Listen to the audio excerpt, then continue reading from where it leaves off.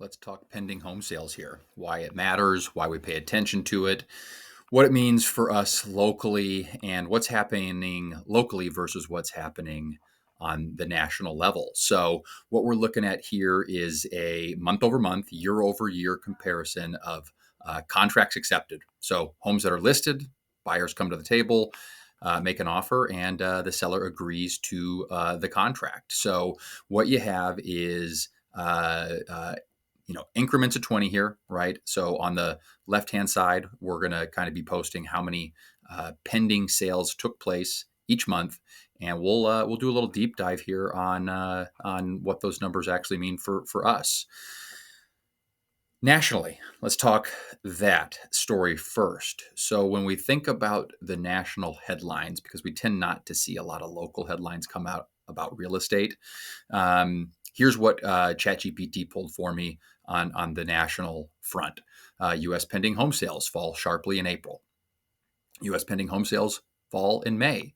U.S. pending home sales fall more than expected in June. Pending home sales fell 0.8% in June as market stalls.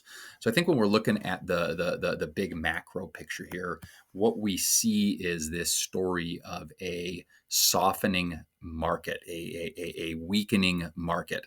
And on the national level, that is very true. I think when you look at the entire landscape of real estate, we're definitely in a challenge right now. We're in a challenge locally as well. I just want to highlight the differences between those national headlines and what we're seeing here. Like if we could rewrite those headlines for our local residential real estate market, they would read the exact opposite, right? It would. This one says U.S. pending home sales fall sharply in April. Ours would read, U.S. home sales or Wood River Valley home sales are stable in April. This one talks about the market stalling in June. Again, we've got uptick there. You can see July has a massive uptick. The demand was very pent up and released in July of this year. So as we look at these numbers, let's just take a look here. We'll go kind of year over year. Pending home sales in 2023 through the month of September, we had 345. We had 356 in 2024, and we have 441 as of 2024, again, through the month of September.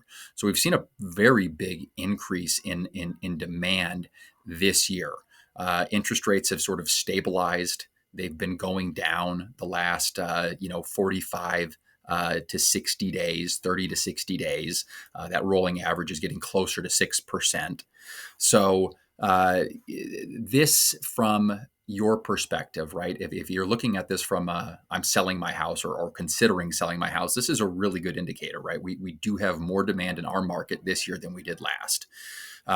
Price points are a little bit flat. They're not gaining steam like they were in years past. So you have to be really strategic around your price point. And if you are, you're going to find your buyer, and you might find multiple buyers. We're still seeing multiple offer situations take place frequently. Recently, I've put offers in on a couple of properties that have had multiple offers on them. So it's still there. Like we still have that strong demand. It hasn't fallen off. It's just not as strong as it was back in 2020. Mid 2020. Now, if you're looking to purchase a home, you gotta consider this as well, because depending on what that product is, right? A single family house in Haley that's priced around 7, 8, 900, $1 million is going to go really quickly. There is a ton of pent up buyer demand for that part of the market, should the property be in really good condition.